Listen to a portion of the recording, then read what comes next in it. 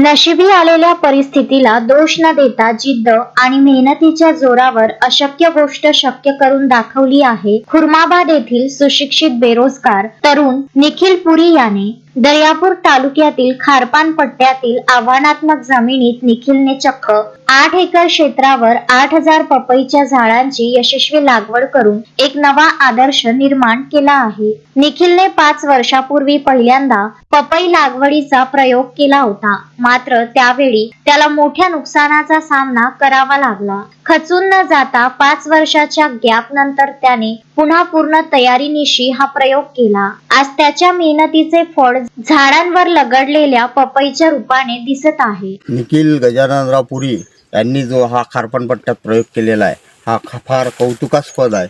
आणि कौतुकास्पद असतानाच विदर्भात मात्र या खारपान पट्ट्यात हा एक यशस्वी प्रयोग या निखिलने जो केला खूप कौतुकास्पद आहे. आणि पश्चिम महाराष्ट्रात ज्याप्रमाणे या फळबाग शेतीला अनुदान मिळते त्याप्रमाणे विदर्भाला मिळत नाही. आता हा पोरगा वतकरू एवढं मोठं उभं केलं यानं, त्याच्यानंतर हरणांचा त्रास, डुकरांचा त्रास, ह्या त्रासातून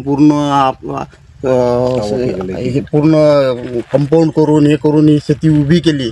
आणि हे उभी करत असताना शासनाचा 1 रुपया भेटत नाही. तेच पश्चिम महाराष्ट्राला भरभरून दिले जाते. असा अन्याय या नेहमीच या विदर्भावर होतो. तरी माझी प्रशासनाला विनंती आहे की या शेतकऱ्यांना मदत करावी.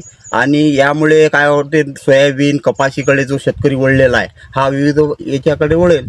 एका झाडाला साधारण 80 फळे लागली असून संपूर्ण बाग फळांनी बहरली आहे. विशेष म्हणजे या बागेवर कोणत्याही प्रकारची महागडी फवारणी करण्यात आलेली नाही. विदर्भात मुख्यमंत्री असतानाही खारपान पट्ट्यातील शेतकऱ्यांच्या नशिबी अजूनही उपेक्षाच आहे, अशी खंत निखिलने व्यक्त केली. मराठवाड्यात फळबागांसाठी ज्याप्रमाणे अनुदान दिले जाते तसाच न्याय विदर्भातील विशेषतः खारपान पट्ट्यातील शेतकऱ्यांना मिळावा अशी मागणी त्याने या निमित्ताने केली आहे.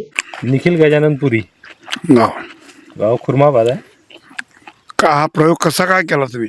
हा कसा आमच्या मामाजीकडे दरवर्षी पपई राहत होती, तर आमचा खारपान पट्ट्यात बा येणार नाही म्हणून मी ट्रायलसाठी 8 एकर पपई टाकली. तर व्यवस्थितपणे आहे सध्या. किती झाड आहे? 8000 झाडं आहे ते पूर्ण. फायदा आहे ना तोटा आहे? याच्यात कसं आता सध्या तर प्रति एकर 2 लाख रुपये प्रॉफिट आहे. तर सध्या आणखी माल चालूच आहे. याच्या अगोदर कधी पेरलं होतं काय?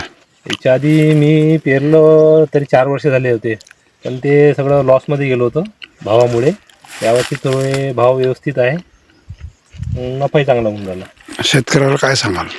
शेतकऱ्याला कसं आता हे सगळेजण कपाशी सोयाबीन हेच याच्याच मागे आहेत.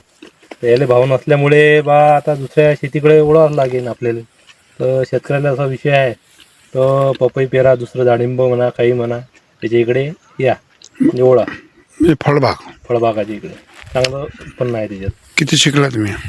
मी 2nd इयर झालेला आहे. गजानन देशमुख, विदर्भ न्यूज, दर्यापूर. श्रद्धा फैमिली शॉपिंग में जाएंगे हम सभी, साड़ियों की नई डिजाइन देखो यहीं से लाएंगे. श्रद्धा फैमिली शॉपिंग में जाएंगे हम सभी, लेडीज जेंट्स बच्चों की हर फैशन लाएंगे सभी. फैशन के सफर में आप भी आगे ही आगे बढ़ते चलिए, क्योंकि बिजीलैंड का सबसे बड़ा आलीशान भव्य showroom Shraddha family shopping and mall, Busyland complex, Nandgaon Peth, Amravati.